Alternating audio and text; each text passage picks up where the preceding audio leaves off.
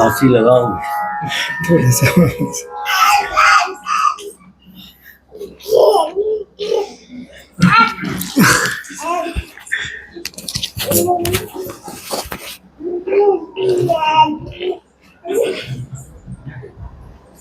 तो वायरलेस था ना पहले। वो सिस्टम जामली में है ना, वो अलग सिस्टम लगता है उसके लिए, इसमें वायरलेस नहीं है। ये प्रश्न लिखे किसने है? फोन पे सबने क्वेश्चन भेजे, सबको व्हाट्सएप पे डाल दिया था, तो सबने अपने अपने क्वेश्चन भेजे थे। 8-10 क्वेश्चन 3 निकाल दिए। ठीक है, बाय।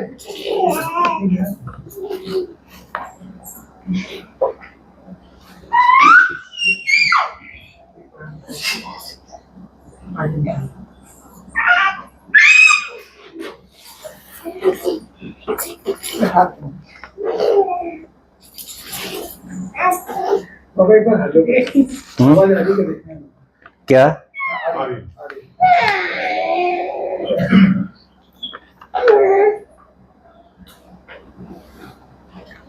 ये प्रश्न कुछ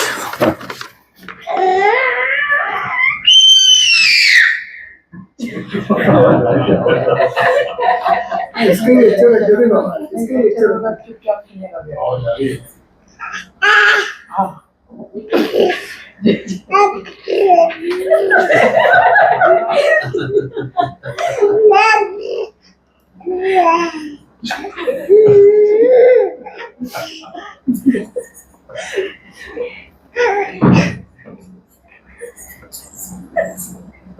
मतलब ये होगा।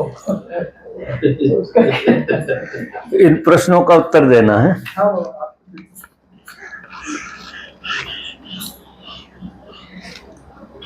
प्रश्न पढ़ देता हूं पहले।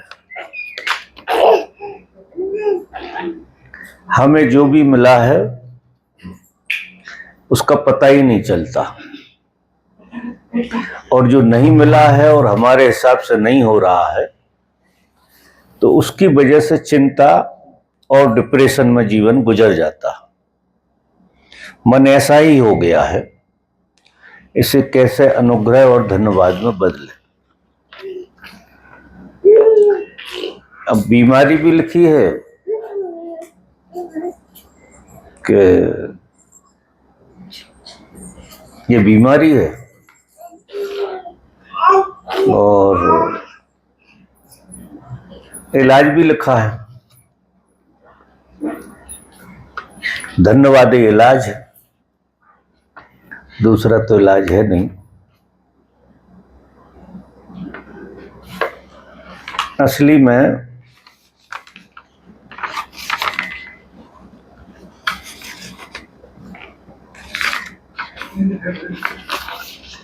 दो साधु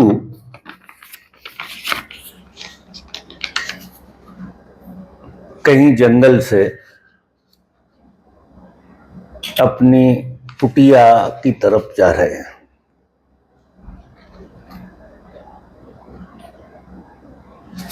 सांझ हो गई और बरसात बिल्कुल सर पे आने के करीब है। दोनों साधु तेज चल चल के अपनी कुटिया तक पहुंचे। मौसम इतना खराब था कि आंधी तूफान से भरा हुआ था।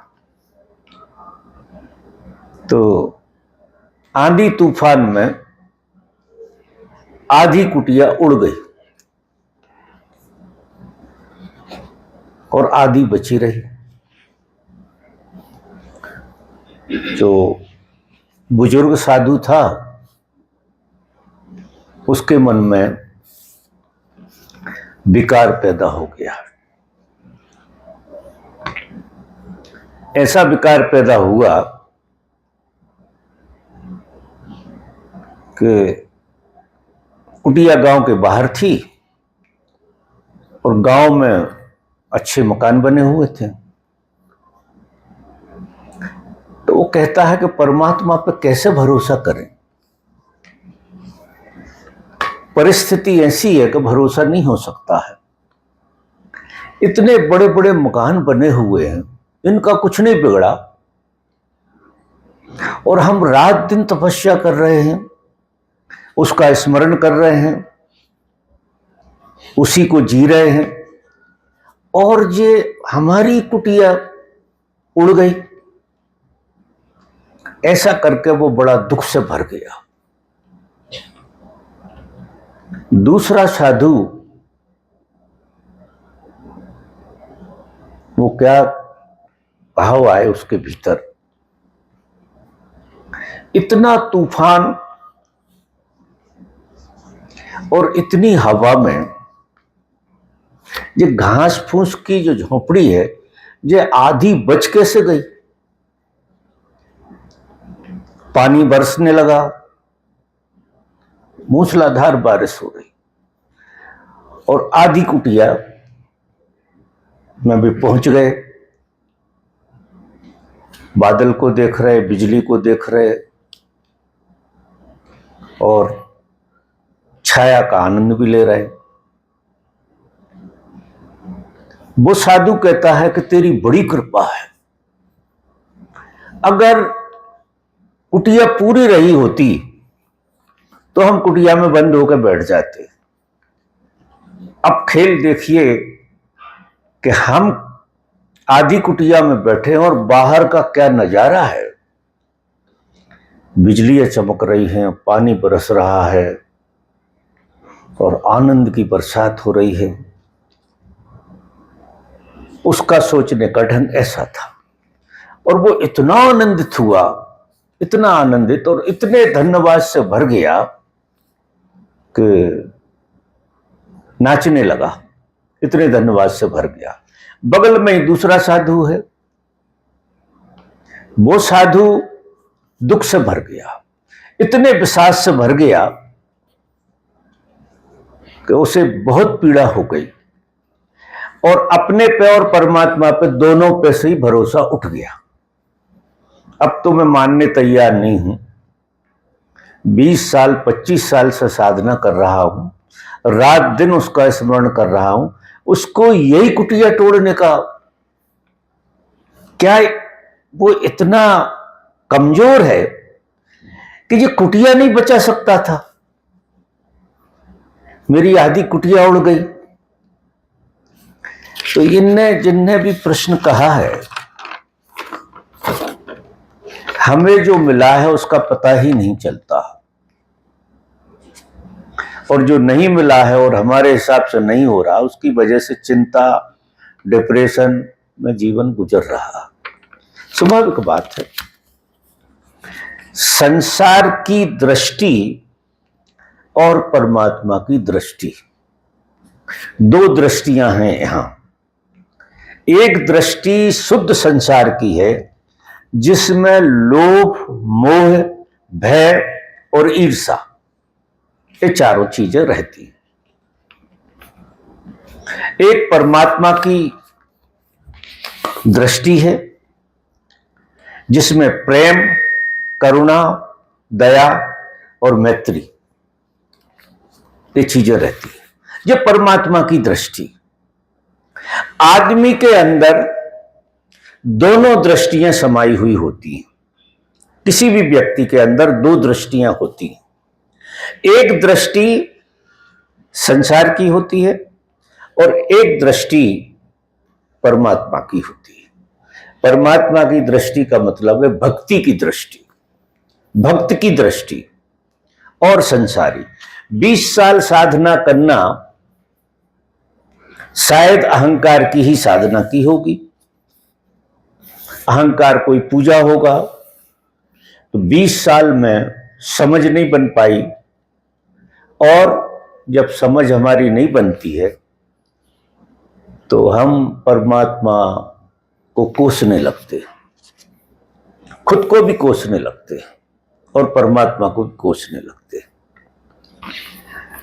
तो जिन मित्रों का ये प्रश्न है, अगर वो इशारा समझते हैं, तो मेरा निवेदन ये है संसार में दुख अनिवार्य है।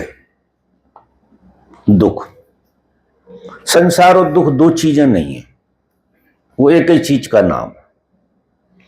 कोई आदमी कहे कि मैं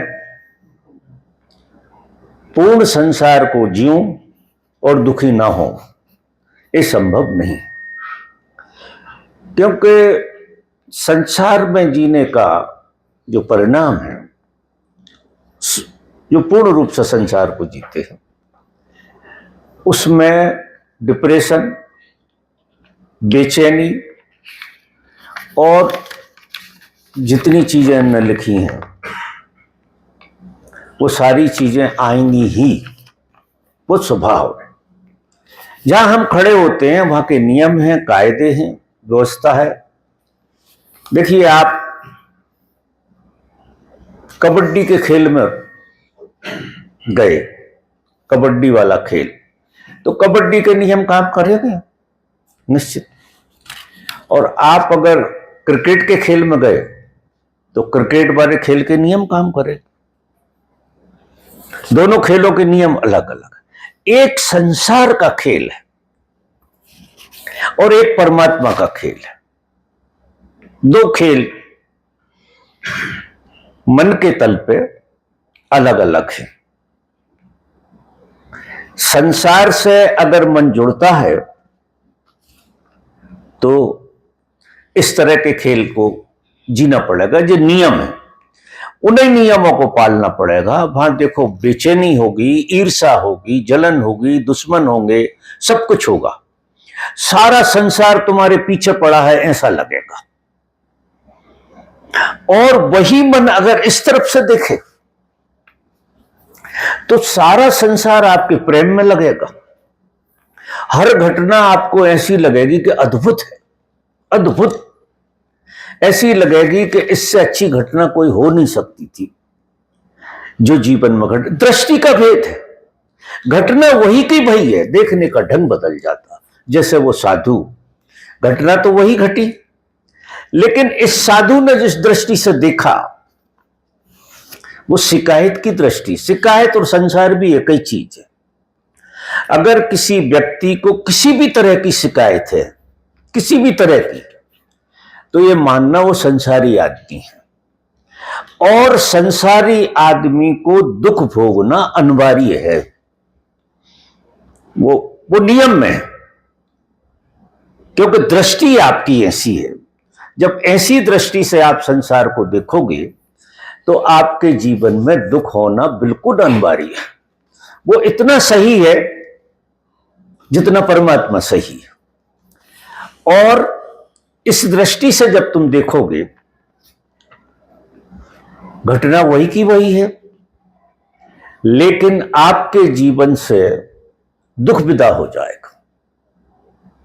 आप किसी भी तरह की मानसिक पीड़ा से नहीं भर सकते हैं, कारण शिकायत ही नहीं है। जीवन में व्यक्ति के दुख की जो बुनियाद है वो शिकायत से होती है। और जीवन में व्यक्ति को आनंद की घटना धन्यवाद से होती है। जो है अब इतना है जिसका कोई हिसाब नहीं, वो कोई देखता नहीं। हर एक आदमी के पास अपार संपदा है, अपार, जिसका मूल्य नहीं लगा सकते हो। संसार, आपके पास जो कुछ है, सारे संसार से भी मूल्य लगाओ तो वो पलड़ा जो है ना ऊंचा ही रहेगा, तुम्हारा पलड़ा भारी रहेगा। तुम्हारे पास जो है, धर्म में और ध्यान में और ज्ञान में कुछ और नहीं होता। एक बात बिल्कुल साफ हो जाती है, बिल्कुल साफ हो जाती है कि मुझे किसी चीज से अपना मूल्य नहीं लगाना, किसी चीज से, क्योंकि तुम इतने अमूल्य हो, इतने ज्यादा अमूल्य हो कि तुम किसी चीज से अपना मूल्य नहीं लगा सकते। वो इतनी छोटी चीज है और उससे आप अपना मूल्य लगा के अपने अमूल्य ढंग को निकृष्ट बनाते रहते हो। यहां और कोई कुछ नहीं हो रहा है, बड़ा भारी उपद्रव नहीं हो रहा, लेकिन जो हमें मिला है, सबसे बढ़िया चीज हमको क्या मिली है? जीवन। जीवन मिला है। और जीवन में, जीवन का स्वभाव है आनंद, उत्सव। जीवन के साथ आनंद और उत्सव होता है तो जीवन समझ में आता है। नहीं, जीवन किसी की समझ में आता नहीं। जीते हैं लोग लेकिन जीवन का पता नहीं होता, क्योंकि जीवन के स्वभाव का पता नहीं है तो जीवन का पता कहां से लगे? किसी चीज का, जैसे गुड़ खाते हो गुड़ मीठा होता है, इसलिए हम गुड़ की तरह पहचान करते हैं, क्योंकि उसका स्वाद मीठा है। अब जीवन का जो स्वाद है वो आनंद है, और जहां आनंद होगा वह धन्यवाद होगा। और जीवन का अगर पता ही नहीं है, जैसे तुम संसार कहो, संसार में क्या कर रहे हैं हम? जीवन को ढूंढ रहे हैं। प्रत्येक व्यक्ति संसार में जीवन को ढूंढ रहा है, क्योंकि एक आशा लगी हुई है कि कल मैं ढूंढ लूंगा और कल मैं आनंदित हो जाऊंगा। अगर जिसके चित्त में ये है कि इस कमरे के बाहर जाकर तुम आनंदित हो जाओगे, तो भूल जाओ, कभी नहीं हो सकती। अगर तुम सच में जीवन को समझ पा रहे हो तो इसी कमरे में यहीं बैठे बैठे तुम आनंद से भर जाओगे, बहुत आनंद से भर जाओगे, और पूरा गेस्टाल्ट बदल जाएगा। तो व्यक्ति को आशा छोड़ देना चाहिए। किसी भी चीज की आशा मत रखो, तो आशा ही संसार है। आशा हमको क्या करती है? वर्तमान से हटा के और सपने में ले जाती है। हर आशा सपने में ले जाती है, और जीवन तो यही है। जब किसी तरह की आशा ना हो, आपका चित्त खाली हो जाएगा। अगर फिर कोई क्रिया नहीं होगी ना बाबा, पीड़ा कहां से होगी? नहीं, क्रिया नहीं होगी ना फिर बाबा, आशा नहीं होगी तो क्या? अगर आशा नहीं होगी तो कोई क्रिया भी तो नहीं होगी। फिर क्रिया क्यों नहीं होगी? कोई भी कर्म करते हैं तो आशा के लिए करते हैं ना। आनंद के लिए भी तो कर सकते हो। तुम इस बच्चे को खिलाते हो, बच्चे को खिलाते हो, है वही तो क्रिया, लेकिन काय के लिए खिलाते हो? आनंद के लिए खिलाते हो। हर कृत्य जीवन का बहुत गहराई में आशा छोड़ के आनंद के लिए ही होता है। क्रिया बगैर तो जीवन होगा ही नहीं, लेकिन क्रिया आनंद देगी। हर क्रिया में आनंद आएगा आपको। अब तुम पानी पीते हो, इतने भाग दौड़ में हो कि पानी पीने का मतलब ही तुम्हें समझ में नहीं आता। परमात्मा ने इतनी बड़ी गिफ्ट दी है पानी हमारे लिए, जीवन के लिए। पानी, पानी के पीने का ढंग बदलो, वो क्रिया बदलो, पानी पीना आनंद हो जाएगा। इतना गजब का आनंद होगा और इतना धन्यवाद उपजेगा कि क्या है यार, पानी अनमोल चीज है कि नहीं? पानी अनमोल है कि नहीं? पानी पियो इतने आनंद से, मौज से पियो कि भागदौड़ से पियोगे वही पानी। अब जब पानी तुम आनंद से पियोगे तो क्या होगा कि तुम्हें जीवन का पता लगेगा। कैसे पता लगेगा? कि आनंद से पानी पियोगे तो जीवन में एक उमंग पैदा होगी, बहुत आनंद पैदा होगा, उसके स्वभाव का पता लग जाएगा जीवन का। और जब जीवन का किसी को स्वाद पता लग जाए, उसका स्वाद आनंद है। हम सब ढूंढ वही रहे हैं, संसार में हम आनंद ढूंढ रहे हैं जो संभव नहीं है। अगर आस लगी है संसार में, संसार पूरा विदा हो जाएगा, पूरा गेस्टाल्ट बदल जाएगा। जो घटे उसे कृपा मानो, जो होए भगवान की आज्ञा मानो, सिरोधारी। अभी देखो वो कह रही है कि मीरा को जहर दिया, जहर, और वो इतने आनंद में जी रही थी कि उसने जहर को अमृत में कन्वर्ट कर लिया। वो इतने आनंद से जहर को पी गई कि जहर पूरा का पूरा अमृत में कन्वर्ट हो गया, क्योंकि वो किसी अपेक्षा से भरी नहीं थी, ना किसी डर से भरी हुई थी। अगर कोई गिफ्ट आई है तो उसकी कृपा। अगर वो कहती कि राणा ने बदला लेने के लिए ऐसा किया तो मीरा मर जाती, ये पक्की बात है। उसको तो हर चीज ऐसी लग रही थी कि कृष्ण ही सब कुछ कर रहे हैं, कृष्ण के अलावा कोई नहीं है यहां, कृष्ण ने भेजा होगा तो उनकी मर्जी पूरी हो। हमारी तो दाढ़ दुख जाए, दाढ़ में दर्द हो जाए तो ये लगेगा ये कृष्ण की मर्जी कैसे हो सकती। और अभी कभी दाढ़ दुख जाए और कृष्ण की मर्जी पूरी हो ऐसा भाव आ जाए तो दाढ़ का दर्द बंद हो जाएगा। आप पक्का मानना। ये सारी चीजें संसार में जो हमें सताती हैं, किसी भी तरह के दुख, किसी भी तरह का खेल, ये सारी की सारी चीजें इसलिए सताती हैं कि हमें परमात्मा पे बिल्कुल भरोसा नहीं है। हम सब झूठ बोलते। परमात्मा और दुख कैसे एक संग है। किसी भी परिस्थिति में जियो आप, किसी भी परिस्थिति में, परिस्थिति जाए भाड़ में, उस परिस्थिति को पलट लो पूरी की पूरी, वो परमात्मा का दिया हुआ है। अगर चोट लगी है तो उसकी कृपा रही होगी, वो हमसे ज्यादा देखता है। सारा खेल दृष्टि बदलने का है। और हम कहते जरूर हैं कि पत्ता नहीं हिलता उसकी मर्जी के बगैर, ये सब ऊपर ऊपर कहते हैं। और सच तो यही है कि उसकी मर्जी ना हो तो तुम सांस नहीं ले सकते, ये सत्य है। नहीं बंद करके हो दिखा दो, तुम लेना तो चलो कुदरती हो रहा, तुम्हारे हाथ में नहीं, लेकिन बंद तो तुम कर सकते हो और करके दिखाओ, मजा आ जाएगा।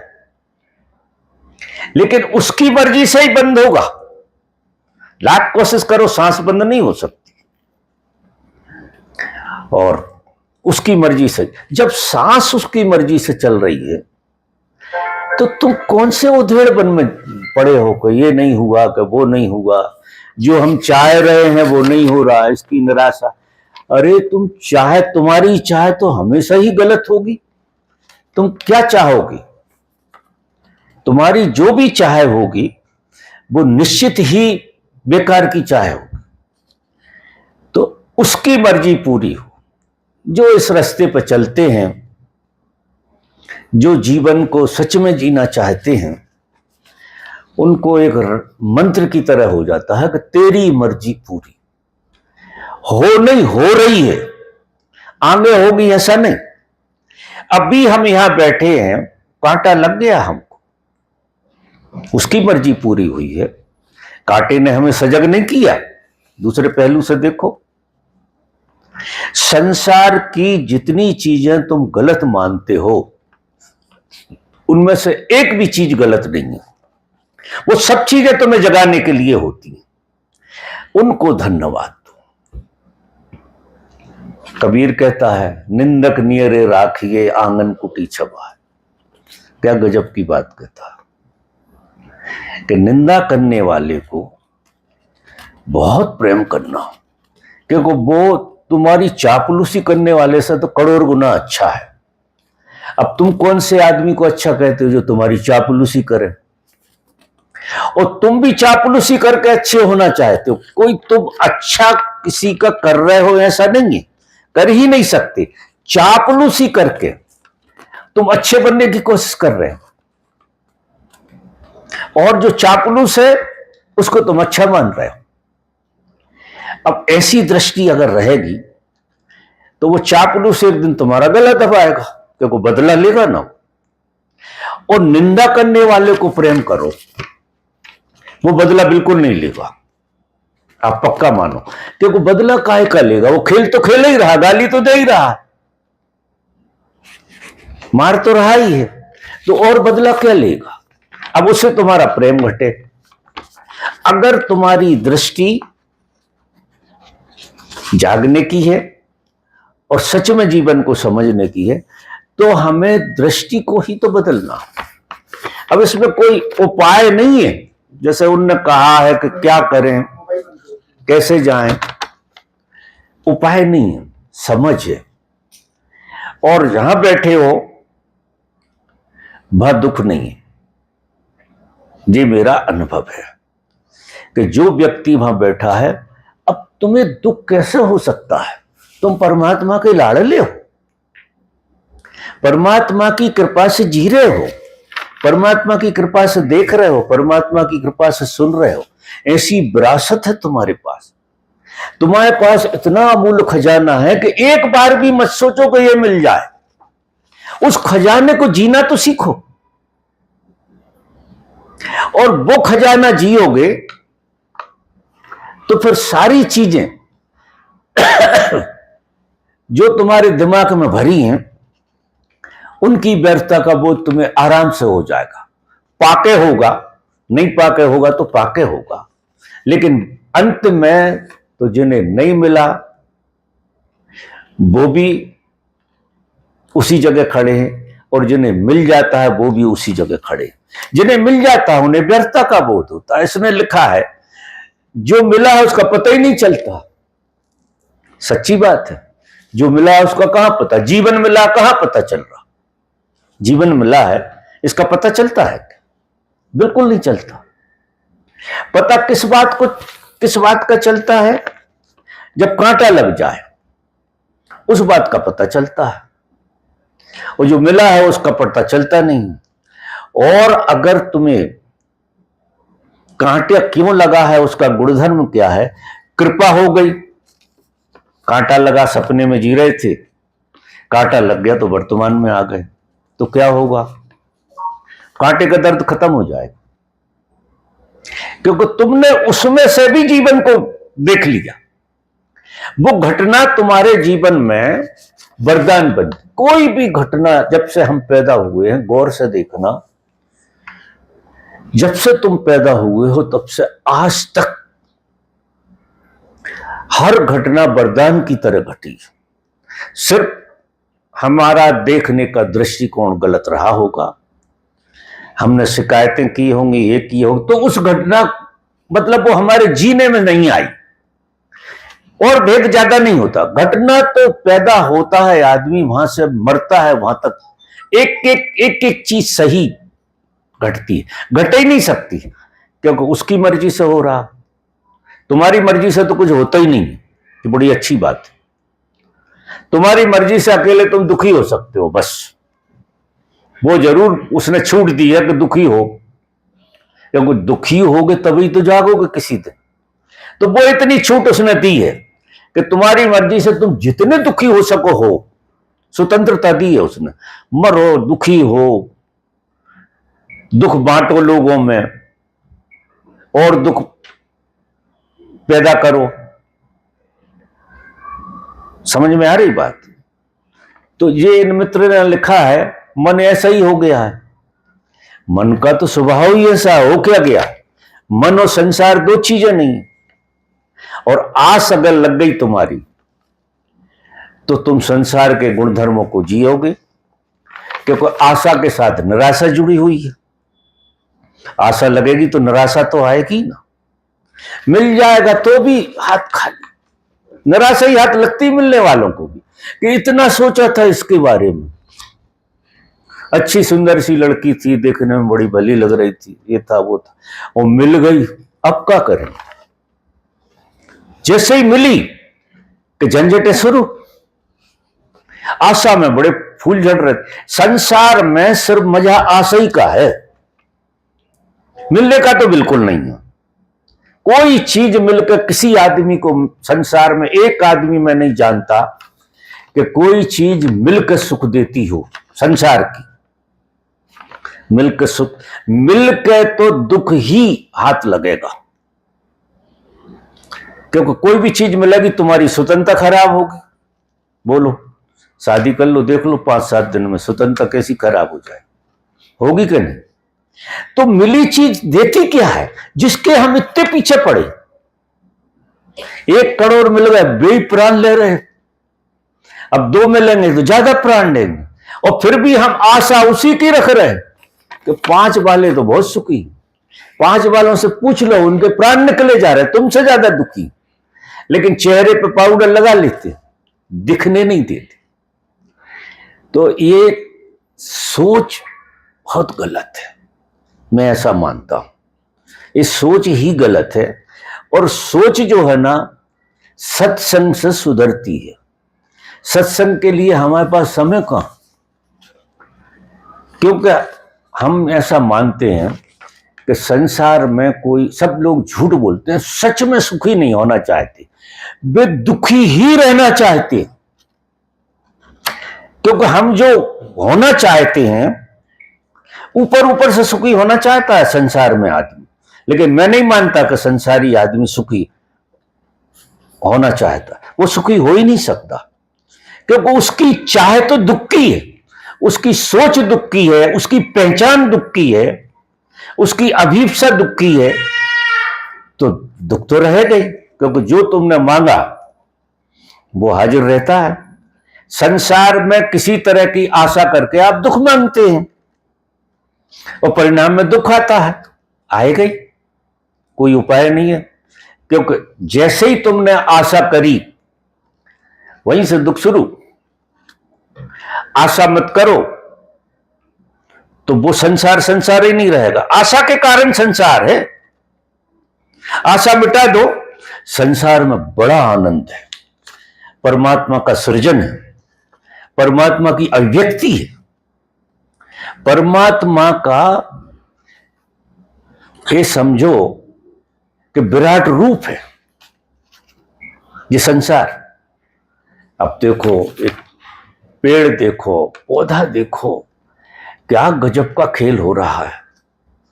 समय पे पानी बरस रहा है, समय पे धूप हो रही है, क्या खेल चल रहा है जी।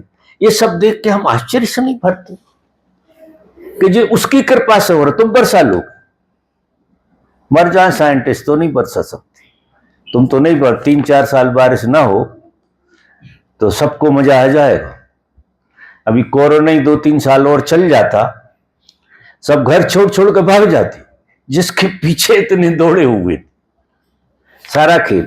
तो संसार से प्रेम करोगे तो ये होने वाला है, और परमात्मा से प्रेम करोगे तो वही संसार, वही का वही संसार, वही बीबी अच्छी हो जाएगी, क्योंकि उससे तुम्हें कुछ चाहिए ही नहीं, आशा तो है ही नहीं। और आशा नहीं है तो बड़ा आनंद है जिंदगी में। पहला प्रश्न तो ऐसा है। अब इससे ही मिलते जुलते हैं प्रश्न जी, जितने भी हैं। मैं सालों से ध्यान शिविर में जाता हूं, बड़ा उपकार करते हो। आपके आश्रम में भी आता हूं, ये भी उपकार है, और ध्यान में भी बैठता हूं, लेकिन मेरे भीतर अभी भी काम है, क्रोध है, अभी भी अपेक्षा करके दुखी होता हूं, और मैं भीतर से कंजूस प्रवृत्ति का हूं। दान और सेवा मुझसे नहीं उठती। इस स्थिति में मुझे मार्ग बताएं। तो मार्ग तो ये है कि कंजूस आदमी कभी धार्मिक नहीं हो सकता।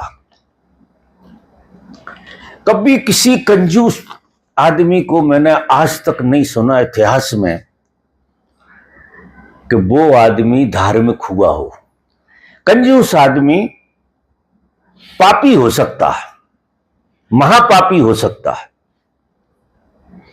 और कंजूस किसे कहते हैं?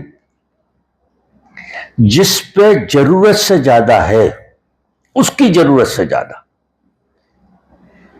उसकी जरूरत, और उसकी जरूरत तो ना के बराबर है, और उससे ज्यादा है, और उससे दान नहीं हो रहा, वो पापी। क्योंकि अगर जरूरत से ज्यादा है तो दान अनिवार्य है। ये ह्यूमन बीइंग का एक नियम है कि आप पे जरूरत से ज्यादा है और आपसे दान नहीं हो रहा, जो बड़ी मोटी चीज है, तो धर्म होगा, तुम परमात्मा को बांटोगे फिर। और जरूरत से ज्यादा, और जरूरत से ज्यादा है वो लोग ही और ज्यादा की आशा रखते हैं। जिन पर जरूरत से ज्यादा, वही ज्यादा की अपेक्षा रखते हैं। हर आदमी अपनी गरेबान में देख ले, जहां इतने लोग बैठे, सब पे जरूरत से ज्यादा है। ईमानदारी से देखो तुम्हारी जरूरत क्या है, उससे ज्यादा तो है ही। तो उसमें से दान, पहला नियम कि उसमें से दान करना सीखो। दान करोगे तो अपने आप सेवा भाव पैदा हो जाएगा, फिर सेवा भी करने लगोगे, सारे गुणधर्म आपके बदल जाएंगे। लेकिन आप कह ही रहे हो कि मैं कंजूस हूं, मुझसे एक पैसा नहीं छूटता। गजब का आदमी, ईमानदारी से बोल रहा है। सभी 90% तो लोग कंजूस ही होते, क्योंकि कंजूस आदमी ही क्या करता है कि दूसरों के लिए छोड़कर मरता है, खुद नहीं जी पाता। कंजूस का मतलब यह है कि जिस पे है तो लेकिन भोग नहीं पा रहा, क्योंकि पाप है कंजूसी, तो वो क्या करता, खुद नहीं जी पाता है, छोड़ कर मरता है। अब जो छोड़ कर मरेगा उसका क्या होगा, जिसके हाथ लगेगा उसकी क्या कुगति होगी, दूसरी तीसरी पीढ़ी में हो जाएगी, लेकिन कुगति होती है। बहुत लोग छोड़ कर मर गए और बाद में देखो उनके आखिरी के भीख मांगने लगे, ये स्थिति हो जाती है। क्योंकि कंजूस और पाप एक ही बात है। कंजूस आदमी होगा तो उससे पुण्य नहीं हो सकता है, और पैसा तो आएगा ही कैसे, कंजूस पे ही आएगा ना। अधिकतर तो कंजूसों पे ही आता, इकट्ठा तो कंजूस ही कर सकते। दानी के पास तो पैसा इतना तो नहीं आएगा, क्योंकि वो शेयर करता रहे, लेकिन वो जीता जरूर है। ये आदमी जीता है, जो दान करता है वो जीता है।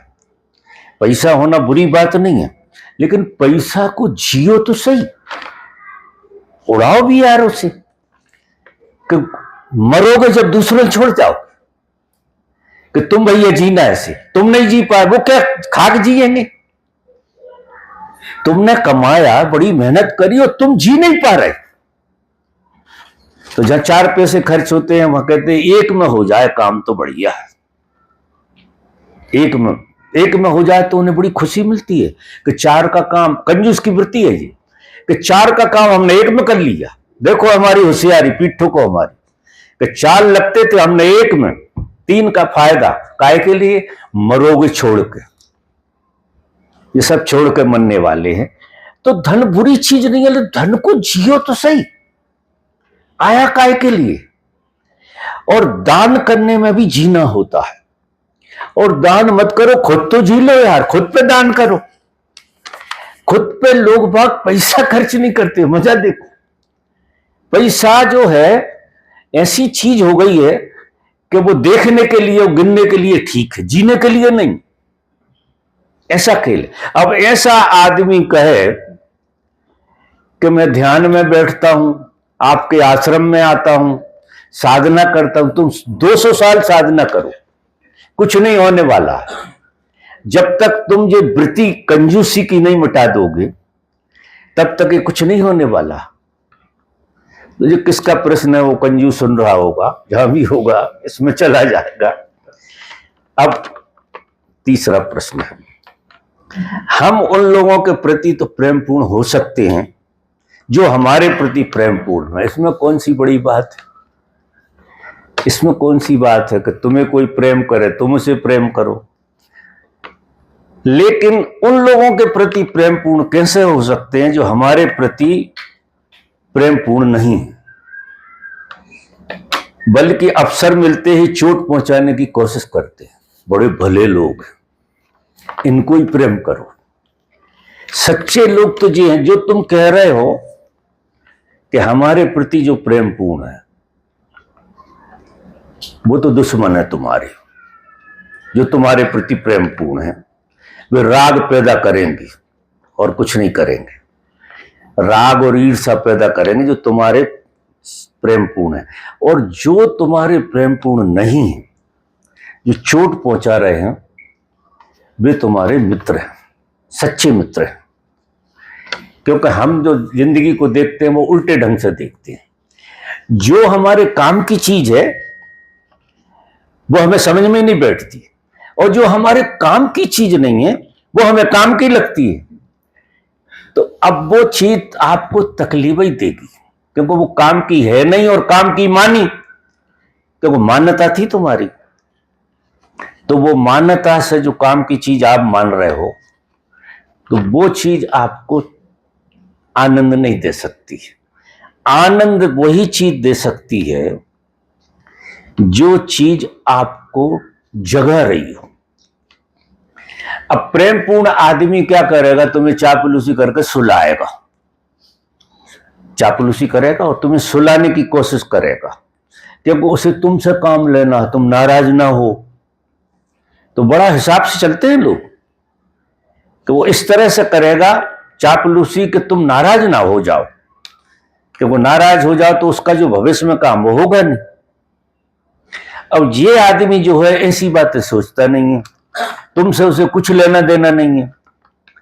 उसे तो जैसे तुम हो वैसा व्यवहार करना, और वो आदमी चापलूस जैसे तुम हो वैसा व्यवहार नहीं कर रहा। अगर वो वैसे तुम हो वैसा व्यवहार करेगा तो यही करेगा, ये चोट पहुंचाएगा, घृणा पैदा करेगा, क्योंकि ऐसे ही हो तुम। तो जैसे तुम हो वैसा आदमी तुम्हें बुरा लगता है, और जैसे तुम नहीं हो वैसे आदमी तुम्हें अच्छे लगते हैं। वो आदमी अच्छे लगते हैं क्यों? कि वैसे तुम नहीं हो तो तुम्हें बड़े अच्छे लगते हैं, और जैसे तुम हो वैसा वो आदमी अगर व्यवहार करेगा, और वो ऐसा आदमी वही व्यवहार करता है जैसे तुम हो। मजा देखो, दिखाई हमें क्या देता है कि हम जैसे हैं वैसा व्यवहार कोई नहीं करता। ये इतनी अंडसंड बात है जिसका कोई हिसाब नहीं। हमसे कोई आदमी जैसा व्यवहार कर रहा है वो वही कर रहा है जैसे हम हैं। मजा देखो, चाहे घर में रहो, चाहे द्वार में रहो, चाहे बाजार में रहो, चाहे दुकान में रहो, चाहे कहीं भी रहो, तुमसे जो व्यवहार हो रहा है, क्योंकि व्यवहार करती है प्रकृति, आदमी नहीं है यहां। प्रकृति का काम है जगाने का। प्रकृति ऐसा व्यवहार करती है जैसे तुम हो, तुम्हारे अनुरूप करती है जैसे तुम हो, और जो तुम अनुरूप मानते हो तुम्हारे अनुरूप व्यवहार होना चाहिए। वैसे तुम हो ही नहीं, वैसे तो तुम हो नहीं, तो चापलूसी कोई करेगा। तो एक बात याद रखो कि हमारे साथ वही व्यवहार होगा जैसे हम हैं। तो व्यवहार को मत देखो, अपने को बदलो। जैसे जैसे तुम बदलते जाओगे वैसा वैसा तुम्हें लोग उसी तरह का व्यवहार करेंगे।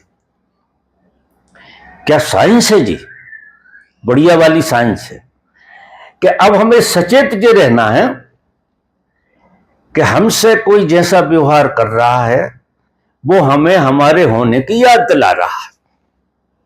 हम जैसे हैं तो वो याद दिला रहा। ख्याल में आ रही बात? तो इनका मित्र का जो प्रश्न है वो तुम उन लोगों के प्रेम पूर्ण हो जो तुम्हारे साथ प्रेम पूर्ण है। ये तो फालतू की बात है, चापलूसी। अब तुम कैसे हो सकते हो?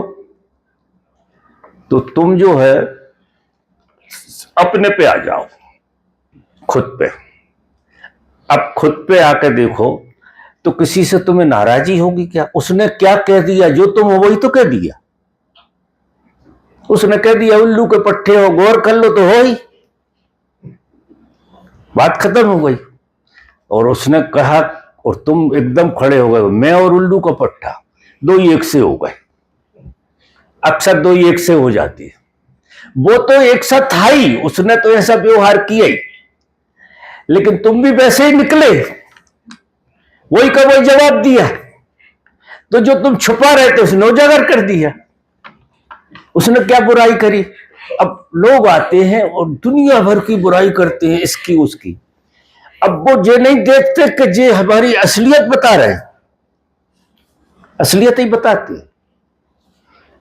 तो सारा गेम बदल जाएगा, पूरा गेस्टाल्ट बदल जाएगा। अब तुम बताओ संसार में दुख कहां से आएगा? जब तुम ये बिल्कुल स्वीकार कर लो कि मेरे साथ वही व्यवहार हो रहा है जो मैं हूं, जो मैंने अपने को बना लिया है, उसी तरह का लोगों को दिखता है, इसलिए वो व्यवहार करते हैं। अब लोगों को दिखता ही नहीं है गरीबों, तो वो तुमसे वो व्यवहार क्यों करें? कोई चापलूस जरूर कर देते हैं वो व्यवहार, तो वो गर्दन पकड़ेंगे किसी दिन। उनसे सतर्क रहना, और इस आदमी को तो बहुत प्रेम करना, क्योंकि ये क्या करेगा, ये बार बार तुम इसे प्रेम करोगे, ये बार बार तुम्हें उकसाएगा और शुद्ध करने की कोशिश करेगा। ऐसा खेल है। अब आप लोगों की समझ में आया हो ना आया हो, लेकिन सत्य यही है। और जीवन में किसी तरह की शिकायत मत रखो। क्यों मत रखो? कि बिना परमात्मा के यहां संचालन होता नहीं है।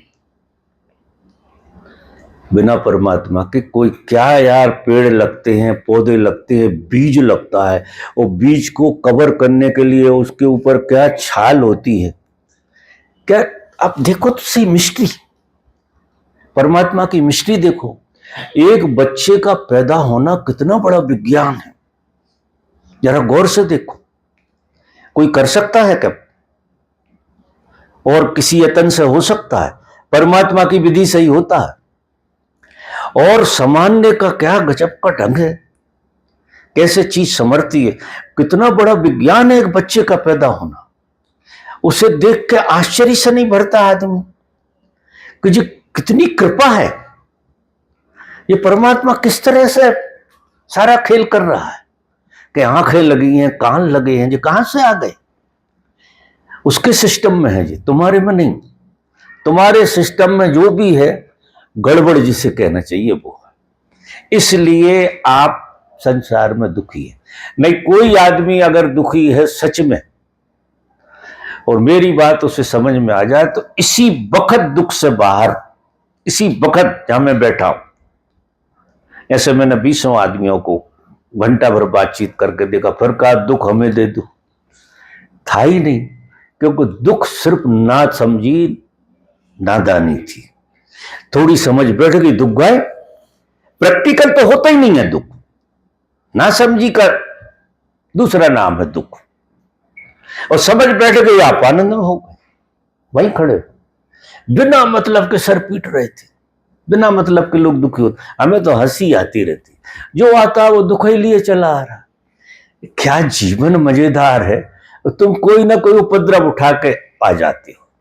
कईयों तो हम टाल देते हैं क्योंकि अब समय नहीं है, ये समझ नहीं पाएंगे। कईयों को जरा समझा देते जिनकी क्षमता हो। छाती अच्छी चाहिए हमको, सुनिए, बड़ी छाती चाहिए, क्योंकि तुम्हारी धारणा के अनुरूप तो हम बोलेंगे नहीं, क्योंकि हमें तुमसे कोई काम नहीं है, जिंदगी भर काम नहीं। आज के बाद जिंदगी भर मत मिलो, हमें कोई काम नहीं है, किसी से नहीं। इसलिए हमें तो वही कहना, तुम मिलो ना मिलो, लेकिन हम इस वातावरण में वो बात तो कहेंगे, वो हमारा स्वभाव। ठीक है, धन्यवाद आप सब लोगों को सुनने के लिए। हो गया ना कोटा पूरा? एक आध प्रश्न और हे नटराज गंगाधर शंभो भोलेनाथ।